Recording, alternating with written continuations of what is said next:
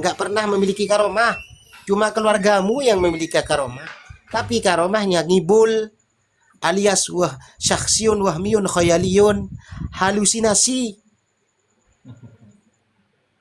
Ya Allah, ya Rasulullah, la haula wala quwata illa billah. Habib yang Makanya mutaakhir saja Ini untuk ada tamu teman-teman. sampai bingung Silakan. sampai Silakan Rip, Syarif. Monggo silakan Syarif. dari fatal.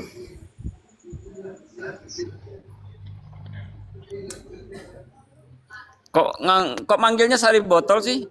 Gimana sih Kang Cocot? Siapa yang bilang Syarif botol? tafadhol, Nah, masya Allah Nah, Kang botol Satria. kok.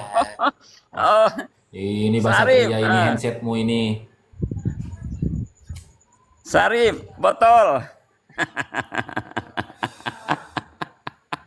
Wah, parah ini.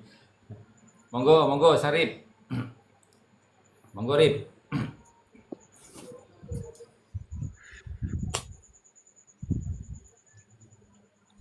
Padahal kan gini ya, kita itu bukan tidak percaya kepada karomah, gitu loh. Tapi sesuatu yang bukan karomah ya kita nggak akan akui sebagai karomah kan gitu. Karena karomah itu ada syarat definitifnya. Semua itu ada definisi, ada syaratnya, gitu loh. Tidak semua hal itu bisa dianggap karomah nanti ya. Sang Kuryang juga dikatakan karomah nanti. Ini Sarip ini jin ini Gus. Dia nggak punya pengikut, nggak juga ada ngikuti. Jin ini, jin Nggak Ifrit. mau ngomong.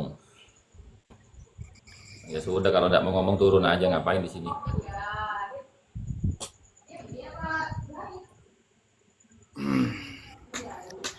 Padahal apapun garama itu masih lebih baik daripada istiqomah. Al garama khairum min alfi. Al istiqomah khairum min alfi garam. Balik. Itu pengertiannya salah jenengan Bang Cocot. Pengertiannya begini, karomah yang paling tinggi dan paling utama itu adalah istiqomah. Gitu loh. Kenapa? Karena kalau bukan seorang nabi dan bukan seorang wali, dia tidak akan bisa beristiqomah, nggak akan bisa. Karena Apakah benar Gus karomah tertinggi itu istiqomah, gitu loh. berita-berita selama ini yang dibicarakan oleh Fafaraza itu di akun YouTube-nya itu ada beberapa, ya ada ribuan akun-akun cloningan atau akun-akun penyusup yang digunakan untuk para Ba'alawi ini untuk mengganggu dan menyerang protesis. Apakah benar itu? Iya, betul memang. Memang betul. Dari dulu itu. Dari dulu awal itu banyak. Kita itu sudah Kemudian ada. kemudian Kiai Said Agil Sirat itu ketika ceramah di Peloso bahkan didampingi oleh Habib Zain Baharun itu ya, di sampingnya kemudian ada abahnya Gus Kautsar, kemudian ada Kiai Marzuki Mustamar dan ulama-ulama yang lain. Nah, itu beliau mengatakan kisah itu bahwa mulai dari peristiwa 212 itu miliaran itu dananya. Iya. Itu dikatakan di sampingnya Buya Zen, Habib Zen bin Hasan Baharun itu. Buya Iya. saya panggilnya ya. Itu. Iya. Itu dikatakan secara lantang di depan para ulama, di samping para ulama bahwa budget yang dikeluarkan di gerakan 212 itu miliaran itu. Miliaran. Iya. Apakah Kan sudah- kok tidak dituntut ya Ibu Buya Kiai Said Agil Sirat kalau itu memang fitnah misalnya kan? Nah, Itu sudah terbongkar Kiai. Sudah terbongkar itu. Ya kan waktu Terbongkarnya 212 dari ini mana? rumah Kiai Agil Dari- Sirat di Ciganjur itu dikepung FPI kan. Mm-mm. iya. Itu terbongkarnya kapan Kiai? Terbongkarnya itu ya baru-baru ini kan terbongkarnya itu. Bahwasanya Dan kemudian- Anies Baswedan itu adalah agen daripada George Soros. Allahu Akbar. Termasuk yang kemarin itu apa namanya korupsi BUMN minyak itu siapa namanya? Riza Khalid. Silakan. Reza Khalid itu kan juga sama. Itu antek-anteknya George Soros itu. Tapi saya itu begini teman-teman, saya itu percaya kepada Gus Dur. Karena ucapan Gus Dur ini semuanya terbukti. Ya, semuanya terbukti. Dan memang apa yang diucapkan Gus Dur ini itu pernah diucapkan oleh para ulama-ulama yang lain seperti Ibnu Rusdi misalnya.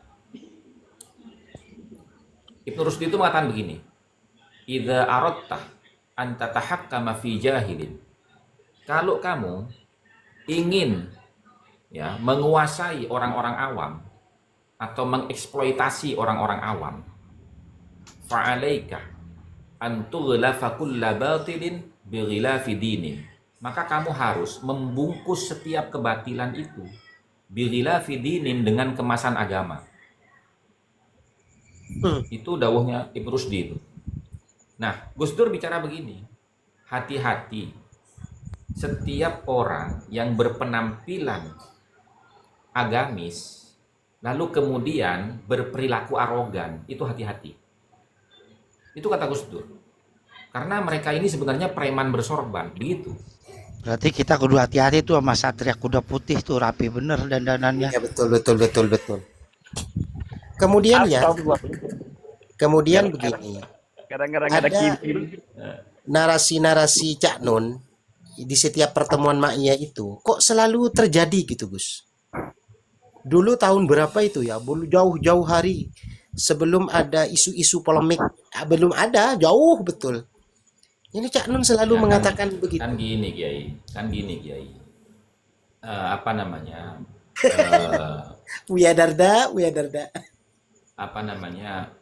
Umat Islam itu ya, ajaran Islam itu wabil khusus dari sisi ilmu mantik, badi, balaghah, bayan, ya kan? Itu semuanya kan syarat dengan psikologi bahasa, psikologi kebudayaan, psikologi orangnya, masyarakatnya gitu. Nah, sehingga para kiai-kiai itu bisa membaca kalau orang bergeraknya seperti ini, lalu kemudian yang digembar-gemborkan ini, pasti tujuannya ini. Kebaca, Kiai. Nah, Iya, cuma kita-kita ini kan wawasan pengetahuannya nggak sampai ke sana. Gitu. Iya. Gitu. Ya, akhirnya kita jadi boneka ya, jadi bidak catur. Iya. Nah, kemudian orang-orang yang lemah wawasan pengetahuannya itu, ya kan, selalu terhalang dengan apa? Jangan suudon. Loh, suudon itu harus, Pak. Kalau memang ciri-cirinya ada. Tapi menuduh jangan. Gitu loh. Makanya kiai-kiai dulu itu ketika menyampaikan suudonnya kepada satu kelompok, dia tidak langsung menyebut nama kelompok itu. Tapi apa? Tapi membuat satir gitu loh. Yes. Maksudnya paham nggak? Ini Gus ya, seperti organisasi bajingan gitu ya, dauhnya Gus Dur itu. Iya. Satir itu. Nggak langsung menyebut namanya gitu loh. Nah, itu supaya kita tidak masuk ke dalam apa namanya delik tuduhan gitu loh. Ya, Dalam fikih kan begitu. Undang-undang ITE juga kan itu kan merupakan jawaban atas tuduhan-tuduhan yang belum bisa dibuktikan itu. Makanya kalau saya ini kan jujur ya Gus ya, saya nggak pernah namanya mau nyaci maki mereka itu di ruang-ruang begini ini. Ngomongin Habib Iblis, Habib Jahanam itu nggak pernah. Seiblis apa? Seiblis apapun, sejahanam Kang apapun. Satria, minum vitamin dulu, Kang. Minum vitamin dulu, Ustadz Satria Kuda Putih. Ada Ya, vitamin iya. nggak di situ? Udah pakai ini apa namanya? Oh, bagus-bagus di sini vitaminnya. Kenapa? Karena memang ini dawuh ulama kita loh. Ulama kita itu benar kata Gus Hasan tadi, pakai bahasa-bahasa satir ya. Sindiran yang pedas gitu. Ya, saya juga gitu. Maka saya nggak pernah biarkan Habib itu jahanam dengan sendirinya, jadi iblis dengan sendirinya. Nggak perlu kita katakan iblis. Benar. Kok repot-repot? Ya nggak kita katakan iblis juga, memang Habib itu iblis kok. Kalau bukan iblis ngapain mereka ngaku-ngaku lebih mulia? Emang ada yang lebih iblis dari iblis selain Balawi? Ya cuma Balawi ini. Itu loh. Tapi kita nggak perlu mengatakan Habib Balawi iblis gitu loh. Jaga lisan kita. Jaga marwah ulama-ulama Nusantara. Gitu loh. Lo bener gini loh Kang Faru Roji, ya kan? Mereka itu kenapa saya katakan itu manusia paling biadab itu Balawi? Ngaku cucu Nabi jadi pelaku sodomi. Itu manusia paling biadab ya klan Balawi ini. Emang ada yang lebih biadab dari Balawi? Tapi kita jangan mengatakan Balawi biadab, sebiadab apapun. Biarkan mereka biadab dengan sendirinya. Allah juga udah tahu kok memang mereka itu diciptakan jadi makhluk-makhluk paling biadab, paling laknat, paling terkutuk kok. Itulah Balawi. Maka kita nggak bisa menyadarkan mereka. Jadi kita nggak perlu ngotori mulut kita dengan ujaran kebencian, delik undang-undang ITE, ngintip terus, ya kan? Kemudian ini juga bakal ditiru sama anak cucu kita, saudara. Begitu. Begini Kang Satria ya. Berangkat dari semua yang disampaikan oleh Kang Satria Kuda Putih ini sudah cukup ya membuktikan bahwa memang ada konspirasi ya, konspirasi secara faktual di dalam masalah polemik nasab ini. Karena ini kemudian memunculkan perdebatan tanpa akhir. Sampai detik ini dari awal terjadinya polemik. Kontroversi ini mencuat secara luas ketika beberapa pihak mempertanyakan validitas silsilah keluarga Ba'alawi di Nusantara ini kan. Kritik ini berpendapat dan kemudian kita tahu semuanya bahwa catatan manuskrip kuno ya, makhtutot, dinilai tidak cukup kuat untuk membuktikan garis keturunan secara absolut. Iya. Walaupun seandainya ada, akan tetapi itu kan direkayasa gitu loh. Kemudian memicu perdebatan di kalangan sejarawan dan tokoh agama. Ya walaupun kita ini bukan sejarawan ataupun tokoh agama, tapi kita masih mending lah. Karena apa? Karena kita masih mau Ya, mengkaji, silakan. belajar Terima gitu kan. kasih Bang Farrozi. Waalaikumsalam. Gitu loh. Kemudian dipicu oleh sindikat pemalsuan sertifikasi nasab. Ya. Ini adalah poin-poin terpenting. Aji, bentar, saya potong ya Aji. Jangan terlalu tinggi bahasanya. Habib itu nggak bakal ngerti. Udah bahasa kita aja, bahasa awam aja. Enggak harus disampaikan karena apa ya? Karena teman-teman kita ini semuanya cukup cerdas untuk menangkap apa namanya kosakata yang saya sampaikan. Ya kan? Tapi Balawinya nggak nyambung. Bentar dulu. Aduh. Kalau urusan caci mencaci sampean mau mendominasi saya nggak boleh. Gini, Iya, lanjut. poin kedua adalah sindikat pemalsuan sertifikasi nasab, ya kan? Isu konspirasi semakin kuat dengan terungkapnya dari tahun-tahun sebelumnya itu banyak terungkap praktek pemalsuan dokumen dan sertifikasi. Bahkan ada dulu itu pihak kepolisian itu sempat membongkar jaringan penipuan yang menjual sertifikasi silsilah keturunan Nabi Muhammad ini dengan tarif jutaan rupiah loh, yang mengindikasikan adanya celah penyalahgunaan demi status sosial. Nah, kemudian Betul, betul. yang ketiga itu adalah titik terhadap feodalisme agama. Feodalisme agama ini yang sangat rentan bagi masyarakat, terutama masyarakat bawah, akar rumput. Banyak kalangan mengkritisi sikap sebagian masyarakat Indonesia ini yang mendewakan individu bergelar Habib. Nah, contohnya para mukibin. Mendewa-dewakan orang yang bergelar Habib. Nah, kemudian kritik ini menyoroti bahwa gelar tersebut kadang dimanfaatkan untuk mendominasi ruang sosial. Faktanya adalah bocil yang belum matang, bahkan ya yang masih hijau, ya kan, sudah berani tampil di muka publik dengan membawa narasi keagamaan. Demi apa? Demi status sosial, untuk meneruskan meregenerasi daripada senior mereka, ya kan? Untuk apa mereka ini mendominasi ruang sosial? Untuk memperoleh keuntungan politik atau menuntut penghormatan buta meskipun perilaku figur yang bersangkutan menuai kontroversi. Contoh, anaknya Habib Hasan yang ada di sekarang itu, yang nganga-nganga kalau ceramah, ngomong nggak jelas gitu. Ini kan regenerasi daripada pendobrakan atau pengakuan status sosial di tengah-tengah masyarakat. Bahwa mereka ini adalah orang yang paling berhak untuk kemudian tampil di muka publik. Gitu loh. Dan itu feodal itu, feodal. Feodalisme agama itu namanya. Dan terkadang ada sikap arogansi. Ya, ini sangat dilematis ini bagi masyarakat kita, terutama di akar rumput. Kalau tidak segera kita amputasi dan tidak segera kita membackup atau membantah semua apapun yang disampaikan oleh mereka, ini bahaya laten bagi generasi kita. Akhirnya kita menjadi orang yang terjajah terus-menerus.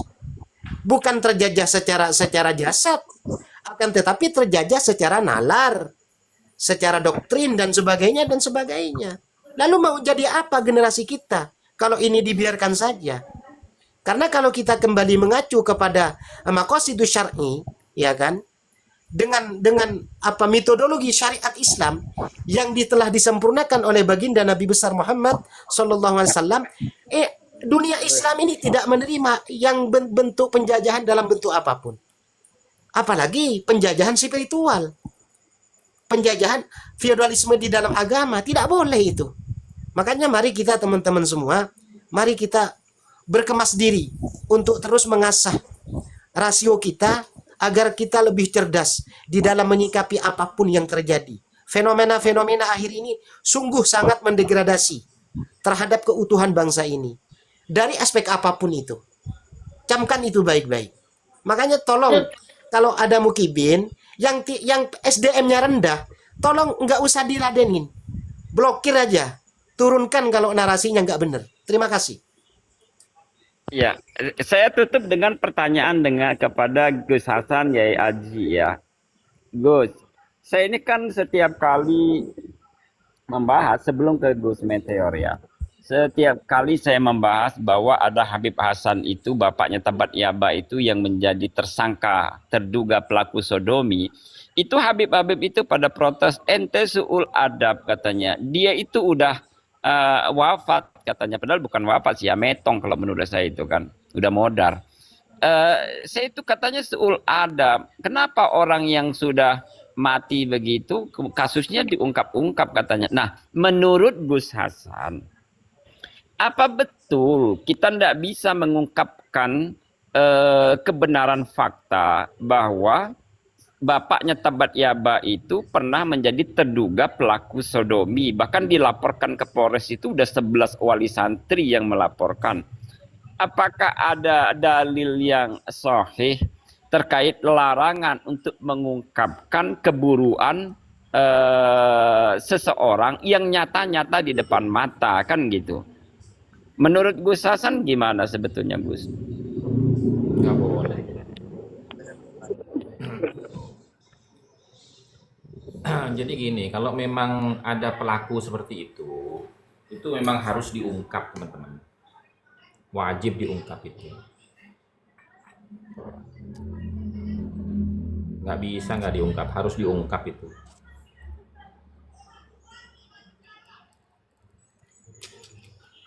Ya karena mereka yang minim literasi sejarah itu kan mereka hanya mengatakan kok baru sekarang dipertanyakan tentang keabsahan nasabnya Habib Ba'alawi. Kok baru sekarang? Mereka kan buta literasi sejarah, ya kan? Polemik seputar nasab Ba'alawi ini yang terjadi di Indonesia ini sampai sekarang ini dimulai sejak tahun 1910-an sampai 1930. Itu loh. Itu berapa tahun? 10 sampai 30. 30 tahun kan? 20 tahun. 2 tahun. Berapa? Yang terjadi di situ. Masalahnya yang hampir sama sebenarnya pernah terjadi di Hindia Belanda. Dulu kan sebelum Nusantara ini menjadi Republik Kesatuan Republik Indonesia kan Hindia Belanda. Karena memang dikuasai oleh para penjajah Belanda. Dan polemik itu terjadi diawali pada tahun 1910 sampai 1930 itu. Dan diawali ketika itu pada 17 Juli tahun 1905 itu loh di Batavia. Banyak kalau kita ceritakan masalah itu. Makanya anak-anak kemarin sore yang sok-sok muhibbin, yang hanya hobinya puter-puter apa namanya sapu tangan atau sorban ketika sholawatan, baca sejarah. Gitu loh. Jangan-jangan inilah, jangan nyebut-nyebut tukang muter-muter sorban. Perasaan saya ini. Kenapa Dulu Ustaz? ada konsernya Mbak Lawisa di depan itu. Habib Rizik gitu. Perasaan saya kadang Kang Raden. Gitu. Iya, tadi kemarin malam tuh saya sangat gedek banget gitu. Ada bocil yang sok-sok tahu, kemudian membawa nama ulama besar. Dia tidak ngerti sejarah, histori sejarahnya seperti apa, gitu loh. Kemudian dibawa-bawa. Ya, sama halnya dengan junjungannya. Ulama yang tersohor, yang masyhur di Nusantara ini, kebanyakan yang beliau sudah wafat itu selalu dibawa-bawa untuk mempertahankan legitimasi nasabnya di tengah masyarakat karena sudah kadung mengaku dirinya sebagai orang-orang kelompok superior gitu loh. Ini kan aneh dan greget banget. Assalamualaikum. Jangan marah-marah Kiai, udah malam. Astagfirullahaladzim. Ini makhluk satu ini, kiai satu ini baru muncul. Kemana aja beliau ini ya? Ya Allah ya Rabbi, astagfirullahaladzim. Apakah khulwat? Apakah humul? Apakah karena tidak bisa bergerak dengan yang ketiga gitu ya? Asik, asik, asik, asik. Sponsornya rokok Dores 575. Madores.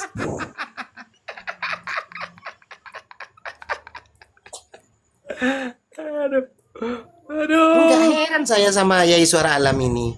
Menghilang begitu lama. Alasannya apa kira-kira itu? Apakah sibuk dengan pekerjaan? Apakah memang tidak diintimidasi oleh ibu negara yang ketiga atau yang kedua atau yang pertama? Rogi saya Kiai, Rogi lemari rencak dah kabar ke. Desok saya mikir mah. Ya simpan dulu lencaknya itu. Nanti pada saatnya ketika sudah ada, sudah jadi baru dikeluarin gitu loh. Aduh, pala. Apakah ganti HP? Eka kan rap ke lencak ke kan rap ke. Enggak, saya ini nanya, tolong dijawab. Dijawab secara spesifik biar tidak bias ya. Ah, apakah HP-nya disandra? Bias. Apakah HP-nya disandra? Apakah diintimidasi sama istri yang pertama, yang kedua apa yang ketiga? Tolong dijawab.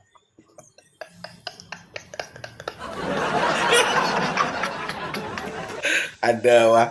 Waduh pak ketiga sih.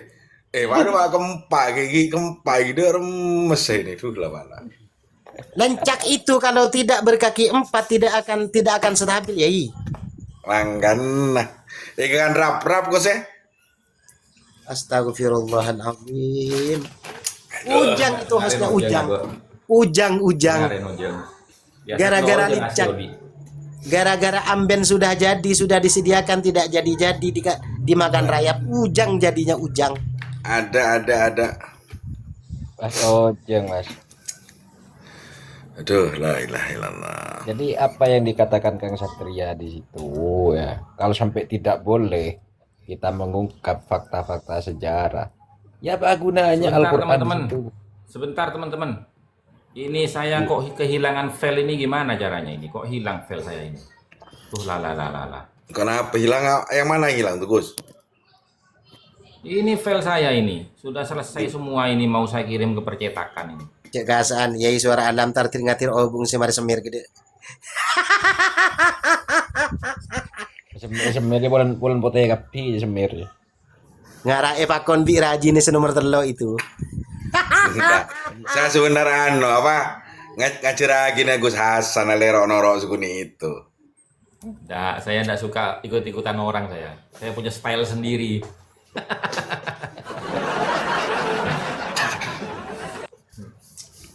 Waduh, pirang juga tuh. Ya salam pada Ingat ya berdebat. saudara.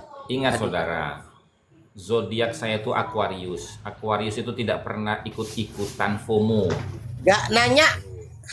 Gini Gus, apapun zodiakmu ya, apapun itu, apapun kehidupanmu, apapun makananmu, apapun minumanmu, Saya songkon apa ini alias sopan. jangan Rokoknya lupa, tetap modres. rokoknya tetap Madores begitu.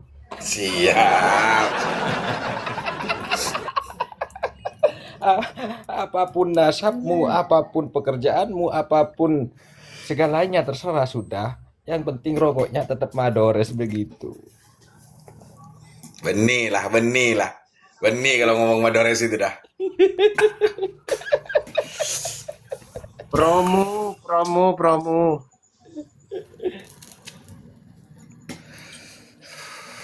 Iklan sebentar. Tapi enak itu Gus. Saya sudah ngabisin 2 pres itu. Enak itu. Ada Ya makanya mulai sekarang ini ya, teman-teman sekalian. Kita itu bukan tidak percaya dengan barokah. Bukan tidak percaya dengan para aulia. Bukan tidak percaya dengan karomah. Akan tetapi yang menjadi tolak ukur di sini adalah kita harus berpikir rasio kita itu harus betul-betul diperbaiki ya. Sebelum kita mendatangi haul orang lain, lebih baik kita itu, alangkah baiknya itu harus menghauli leluhur-leluhur kita. Mulai dari kedua orang tua kita sampai kakek nenek kita ke atas. Karena mata rantai barokah itu ada di situ sebenarnya. Walaupun barokah yang ada di ulama atau aulia-aulia itu memang ada, memang betul. Tapi secara tata tertib itu kita harus realisasikan dengan baik tata tertibnya gitu loh. Wudhu saja ketika tidak tertib itu tidak sah teman-teman. Itu kalau kita memandang dari sisi kayak apa fikih, itu di dalam masalah wudhu saja ya. Furudnya wudhu itu kan ada 6. Yang terakhir itu kan tertib. Kalau tidak tertib, wudhunya juga nggak sah. Demikian pula dengan amaliyah. Apalagi amaliyah furu'iyah. Gitu loh. Jadi nggak usah lah. Sekarang ini mari jaga tata tertib ya. Dahulukan leluhur-leluhur kita. Kalau memang ada kesempatan silahkan Anda mau kemana saja. Itu saja sebenarnya. Nggak usah terpengaruh, terhipnotis, ya takjub dengan brand, dengan apa namanya, dengan promo-promo yang baleho di tengah jalan. Nggak usah. Utamakan leluhur kita, utamakan orang tua kita, kakek nenek kita, baru setelah itu Anda melangkah keluar. Jangan kebalik. Haul si fulan datang, biar ngutang itu dipaksa.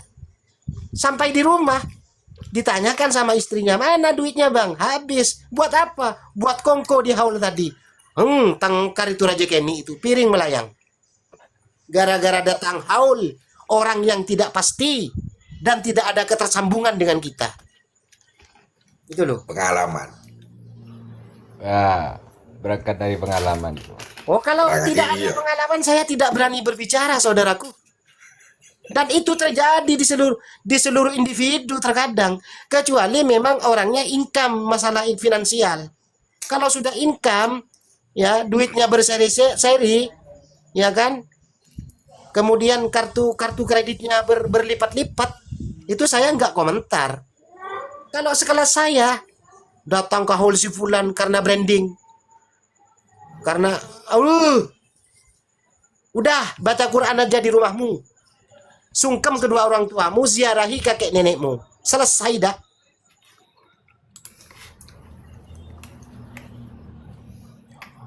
Setuju, Ge. Kan gini, kita kadang buat haul, hadir ke haul yang jauh-jauh. Kan. Kadang juk bujun tibi tak teman haul dan tak teman rebain pen malam Jumat itu. Ya. Itu fakta Itu itu. sepele itu. Fakta itu. Saya itu ketika pulang ke rumah, kan saya di tempat istri kan. Saya selalu tanya oleh orang tua sama bapak dan ibu. Malam Jumat jangan tak rebe. Gitu. Ya. Jadi Betul. disuruh buat rebahan meskipun hanya secangkir kopi. Begini loh Ustadz Meteor.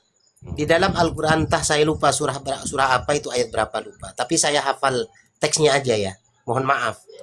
Allah itu berfirman di dalam Al-Quran, Anishkurli wali walidaika ilayyal masir. Anishkurli wali walidaika ilayyal masir. Ya kan? Maknanya Gus. Kenapa? Anishkurli wali walidaika ilayyal masir.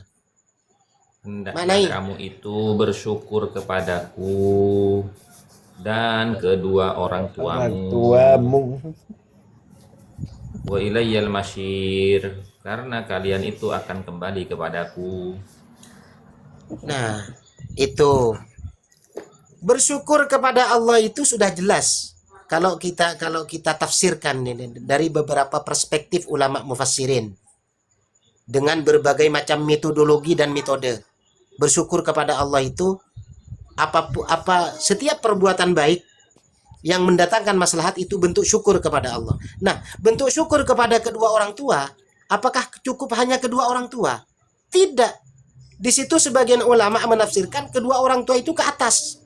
Masuk ke atas juga, kakek nenek, buyut gitu loh. Di mana letak syukur kita kepada orang yang melahirkan kita? Kepada orang yang melahirkan kedua orang tua kita, kepada orang yang melahirkan kedua anak kakek nenek kita. Apa bentuk syukur kita ini? Itu loh. Padahal nantinya akan dimintakan pertanggungjawaban bakti kita kepada kedua orang tua kita dan kepada leluhur kita. Karena ilayal masir. Gitu loh.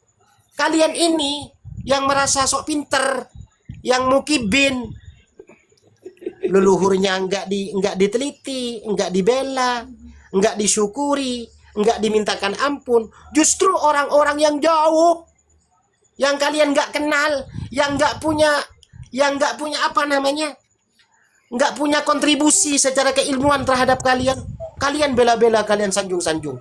Bahkan kebutuhan di rumah disepelekan demi untuk mendatangi haul mereka. Botol enggak itu? Botol itu. Makanya malam Jumat dinamakan rebe.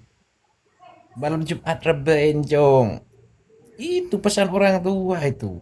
Meskipun hanya secangkir kopi dan sebatang rokok. Rokok Dores pastinya.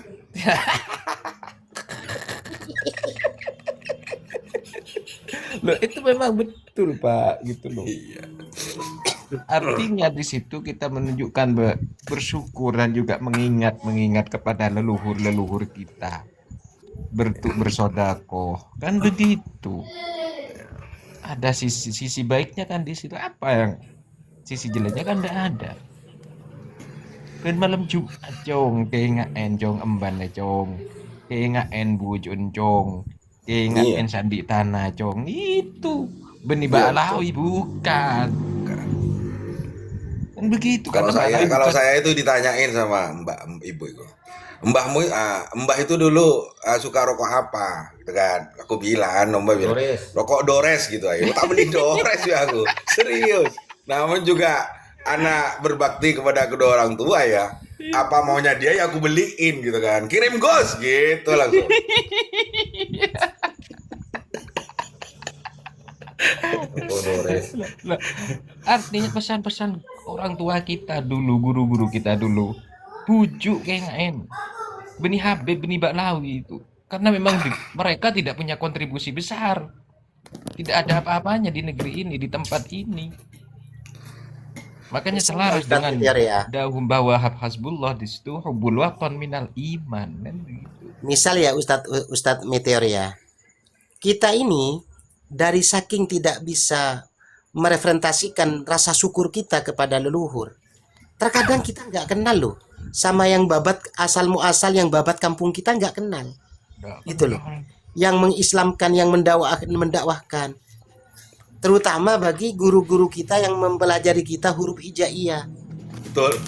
niat sholatnya wudhu dan sebagainya, syarat sahnya wudhu, batalnya sholat, syarat sahnya sholat, rukunnya sholat. Itu yang mengajari tuh guru-guru kita di kampung, di surau-surau. Terkadang kita lupa betapa zalimnya kita ini. gitu loh. Lalu bentuk rasa syukurnya di mana gitu kan? Aneh bagi generasi kita sekarang ini, terutama Gen Z. Aneh banget. Nah makanya kita ini harus betul-betul membackup doktrin-doktrin yang sekiranya dapat mendegradasi kita daripada sejarah leluhur kita. Gitu loh. Harus itu. Masalah menghormati. Siapapun harus kita hormati selama orang itu layak untuk dihormati. Itu loh. Saya penasaran ke Kiai ini nggak sapro bentro tahu. Oh, Mbak Abud itu, gini ke Mbak Abud. CIU, gini kayak nyamar, gini ke CIU, gini kan. Mbak Abud. Kebele, jangan dibocorkan lo ya, kecuali yang sudah tahu. Biar aja penasaran beliau. Aduh, ya Allah, ya Allah. Kalau udah ngomal begini, rokok dores begitu, ya Allah, sumpah enak banget. Nikmatnya luar biasa. Lonas otang menjawab 757 lewat semua. Ya mas langsung ngolonas otang. Iya yang gunung. Ana pesampian mikir penasaran ke gula. Napa ken cuma basa-basi? Ini masalah basa-basi. Dari anon kru kata-kata ku tiap tron ningali roban biar. Oh ini anom janon kem kan. Anu saus. Video call nge grup saus mangken. Tak usah. Aduh, la ilaha illallah.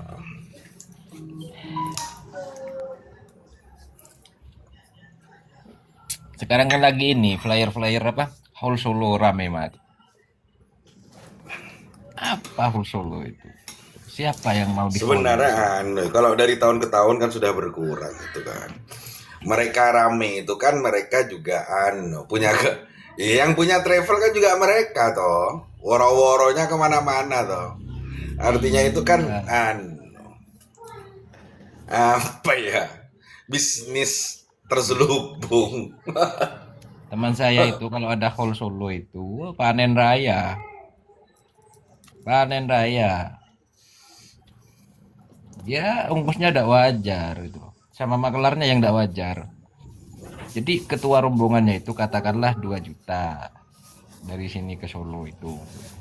Sama ketuanya tariknya 3,5 itu. 3 juta itu. Sama ketua panitianya itu. Contoh kecil Ustadz Meteor, kalau kita ingin mengagul-ngagulkan, mengunggul-unggulkan leluhur kita, saya sedikit punya kutipan sejarah, tapi saya tidak bisa nyebut merek, gitu kan? Ini fakta, Ada salah seorang yang tidak terkenal, tidak masyhur, karena memang tidak dijual namanya dan tidak diunggulkan. Karena apa?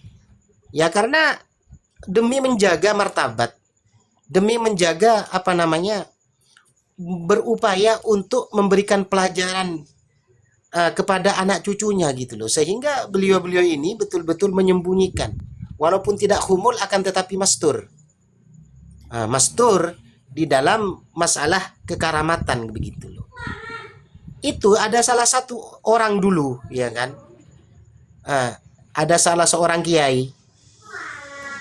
Kemarau seperti apapun, ketika beliau safar atau di dalam perjalanan selalu dilindungi oleh gerimis-gerimis itu. Makanya pas culukin juk rese itu loh. Itu satu aja dulu. Ada satu lagi, ini fakta ini loh. Makanya saya nggak nyebut merek, nanti disangkanya jualan karomah nanti. Biar mereka ini tahu kalau kita itu percaya sama karomah, akan tetapi secara faktual, bukan hanya dengan sekedar syaksiyun khayal wahmiyun khayaliyun gitu loh. Nah, ada satu lagi di atasnya sedikit. Itu setiap dia dibicarakan dimanapun di daerah itu, ketika namanya disebut, orangnya langsung datang. Secara jasad itu langsung memang silaturahim gitu loh. Tidaklah satu tempat, satu rumah, satu keluarga membicarakan nama orang itu, dia selalu omber kalau kata orang Madura. Makanya culuk hijau omber. Udah situ aja. Lo karoba ala wibainu. Balawi tadi bujuk. Balawi tadi bujuk. Situ main bujuknya Mbak Lawi itu, bujuk Barhut itu, Mbak Lawi. Jo tompeng datang Jo tompeng dari Pontianak datang. Mbak Lawi itu satu bujuknya, bujuk Barhut itu.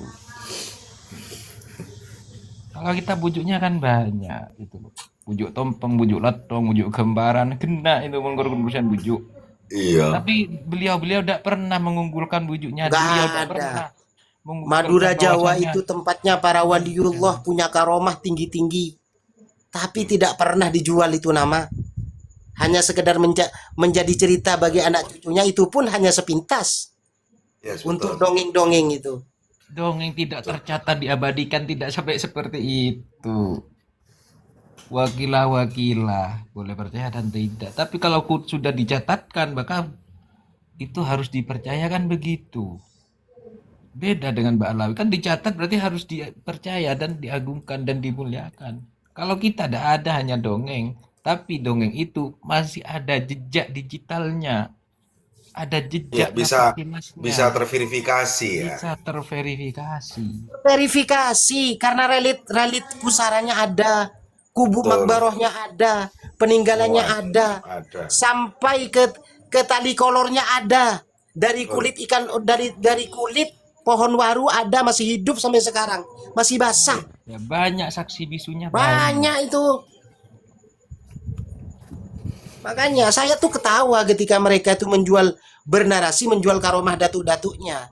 Ngapain sih kalian ceramah kalau hanya ingin dongeng semata seperti itu?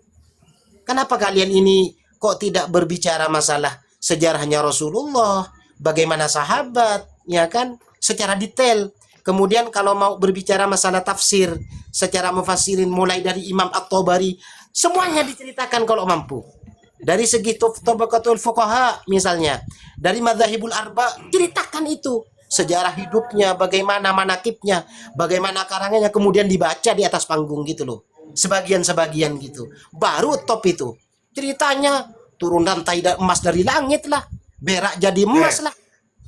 Imam At-Tabari itu kan sezaman sama itu ya.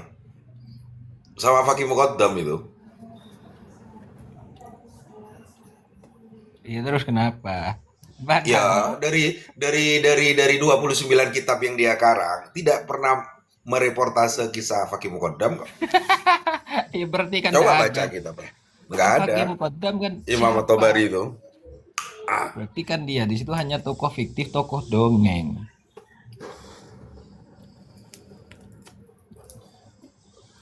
Kok mau dihole? Orangnya gak jelas kok mau dihole. Dikatakan Al-Imam Al-Faqih, ila hadratil Faqihil Muqaddam, kentok rapat tuap. Pikir Iya, kentok. kentok tuap itu. Iya, tuh ale anu ya. Ale mateng ya. Iya. Ndak istilah itu loh, kentoi itu mah boleh mana. Mau ngomong tak jelas, jadi kentok tuap itu. Iya. Aduh, la ilaha illallah.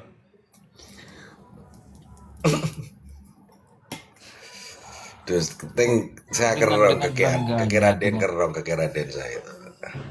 Dengan bangganya kibin kata ila hadrati wa ila syekh fal faqil muqaddam. Siapa Faqih Muqaddam itu?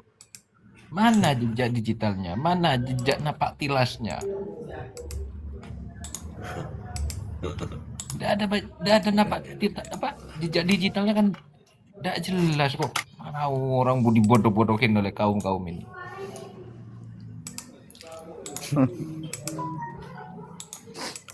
Ayolah yang cerdas, yang jelas. Al-Faqihil Muqaddam.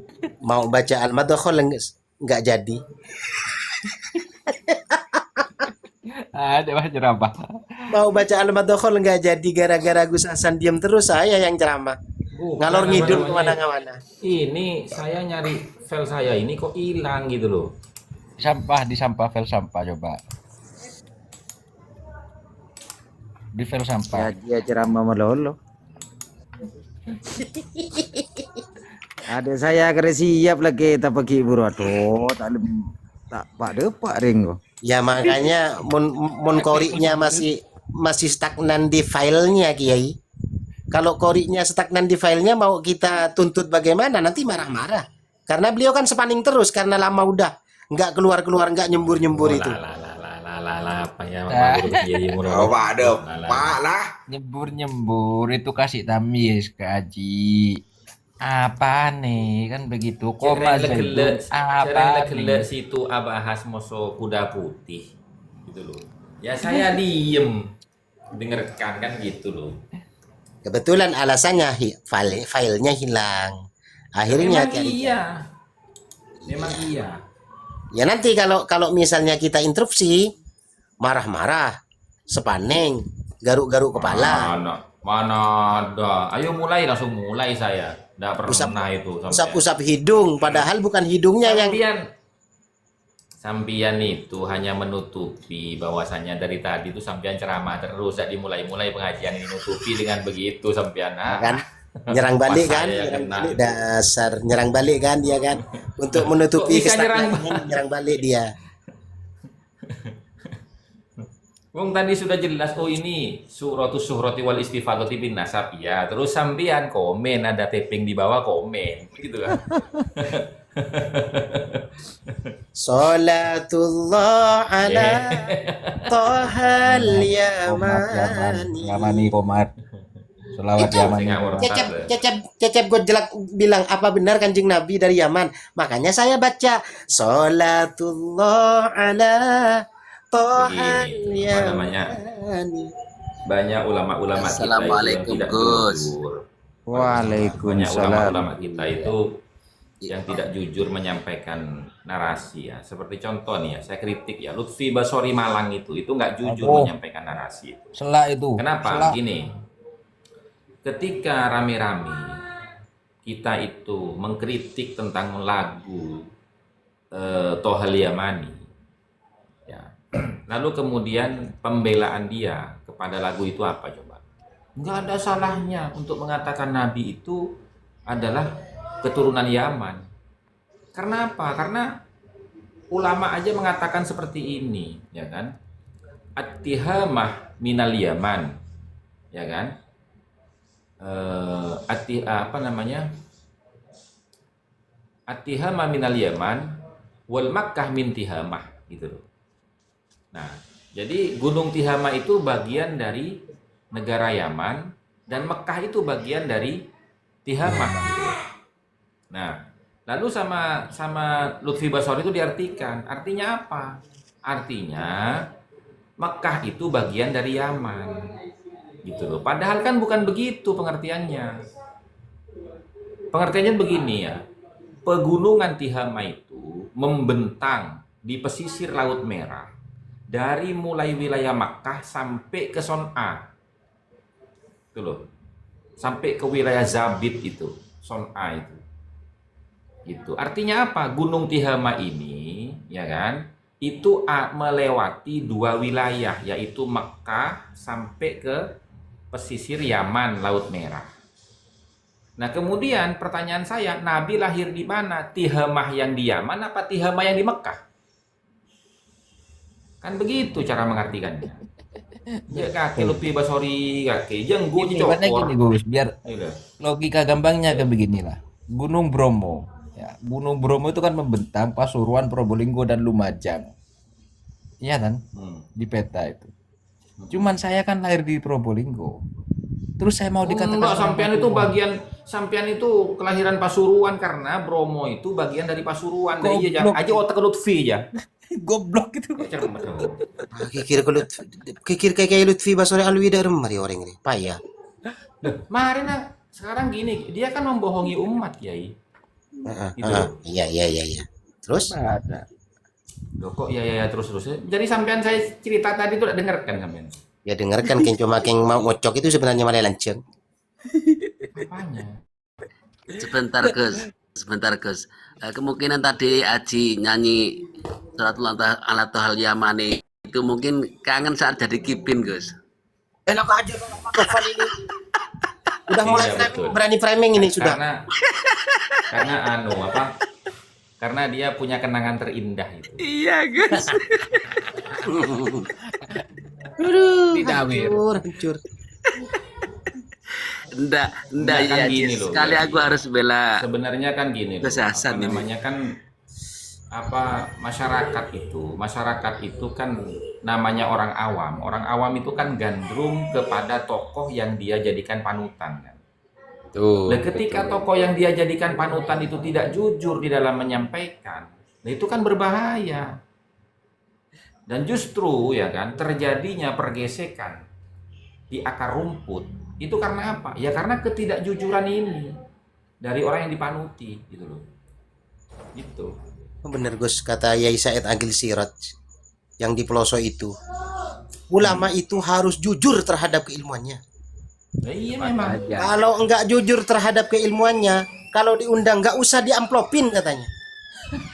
Iya memang. Iya memang. Betul ya, betul. Lah, makanya kayak Said di situ beberapa kali ceramah ketika orang masuk NU mau jadi pengurus ya di NU dari tingkat paling akar rumput sampai PB ya, minimal untuk kelas MWC NU bisa baca Sulam Taufik itu. Iya. Kalau tidak bisa itu jangan masuk, coba-coba masuk jadi jajaran pengurus.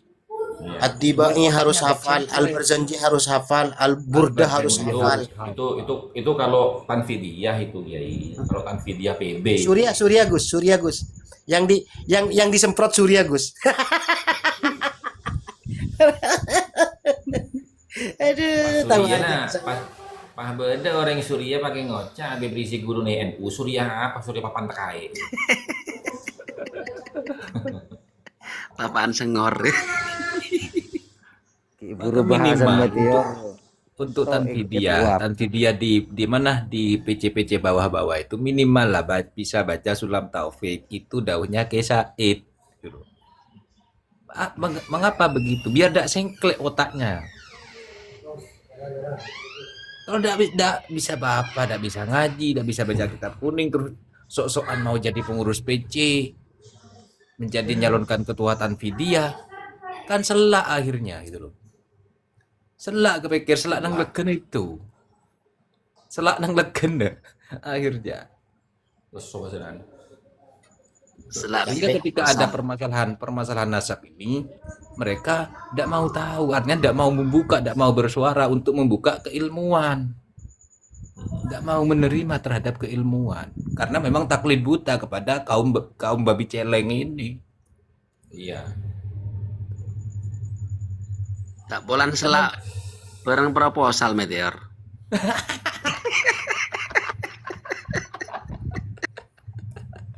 Iya. Ketua Tanfidiyah di PC itu ya minimal katanya Kiai Said itu bisa baca kitab kuning, bisa Sulam Taufik, Fathul Qorib. Karena memang kelasnya PC begitu. Berarti kan beliau menganalogikan seperti halnya tatanan di pondok pesantren. Ibtidaiyah berarti Fathul Qorib. Kan begitu. Senawiyah naik ke Fathul Muin. Aliyah naik ke Fathul Wahab. Itu kan sama tatanannya.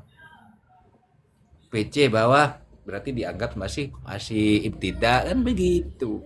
Sekarang terbalik ya Ustadz Meteor, terbalik. Yang di PC sama yang di MWC justru yang menguasai Fathul Wahab, sedangkan di PP beneran loh. Di PB sibuk proposal sama sibuk tanda tangan kan begitu. Tapi Di- kalau di- sudah jadi Habib, buka kitab Fathul Izzar aja. Jangan Fathul Izar, kasihan hostnya kalau Fathul Izar itu. Ini halus banget Ustadz Noval nih. Ustadz Ahmad Noval halus banget. Mau nyindir hostnya mulai dari Fathul Izar dia. Jangan framing loh Yai. Bukan framing tapi tujuannya saya sudah tahu kemana. Inilah teman-teman ya, kekurangan warga NU itu ya seperti itu, hanya bisa mengkritik tapi tidak bisa memberikan solusi. Nah itu.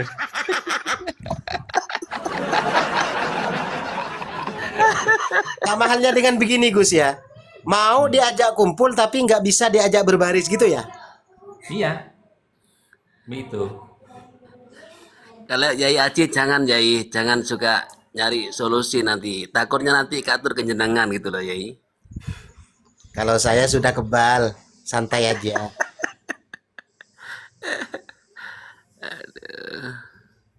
Allah. Ya dari dulu kan begitu, hanya mengkritik sana, mengkritik sini, tapi tidak bisa memberikan solusi, kan gitu kan.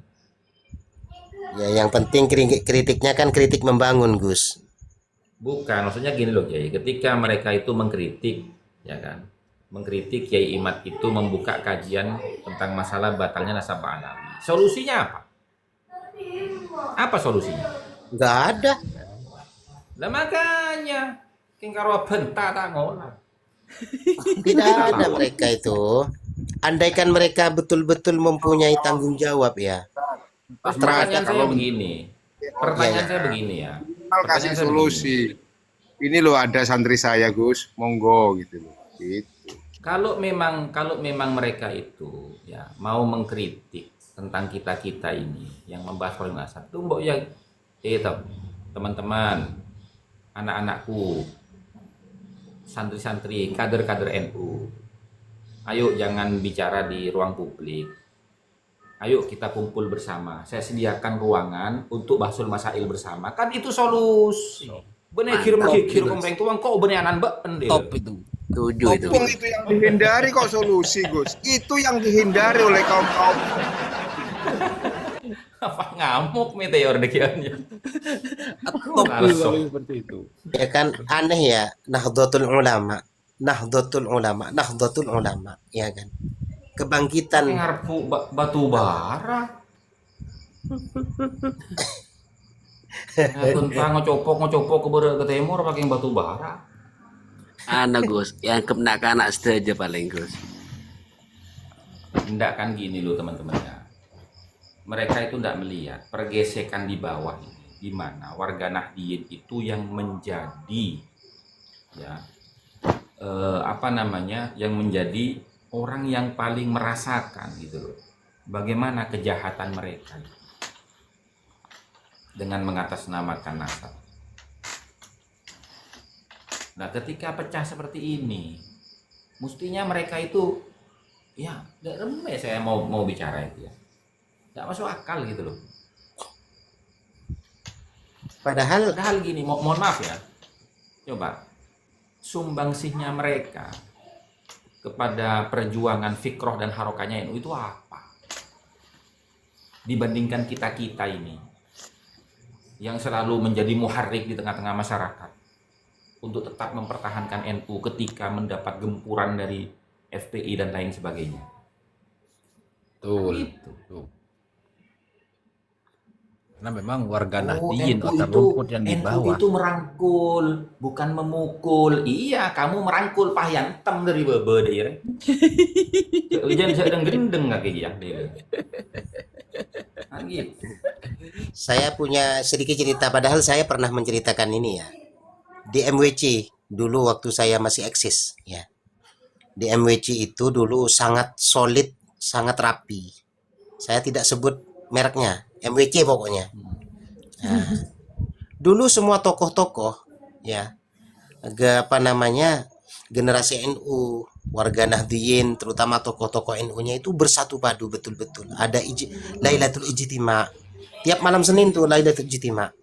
Ya kan? Ada tahu. Ada iya, yang lain belum tahu Gus. Belum. Saya cerita sebentar. Nah, Lailatul Ijtima aja begena wajah aja. Lo tahu sedikit lang mulu terus. Iya. Ada ijtima mulu. Iya. Iya kan termasuk program untuk menjalin silaturahim sesama Nahdliyin kan Lailatul Ijtima. Iya, lo Mengupas tahu tentang terus kehidupan kan. lanjut po orang boleh. Iya. Lala. Nah, di dalam solidnya para tokoh-tokoh NU di tingkat MWC ini kemudian terdegradasi dan terpecah. Karena apa? Karena ada sentimen kepengurusan, akhirnya datanglah FPI itu. Nah, disitulah pecah sehingga sebagian daripada tokoh NU itu ada yang lari kepada FPI. Karena apa? Karena untuk menandingi NU. Akhirnya pecah sampai sekarang itu. Tidak ada selesainya. Karena apa? Beda manhaj sudah. Itu loh. Sehingga kesolidan itu sekarang menjadi tercerai-berai. Walaupun ia bersatu ya semu cuman gitu. Hanya senyum di bibir tapi di hati membludak. Nah itu di MWC sampai saat ini.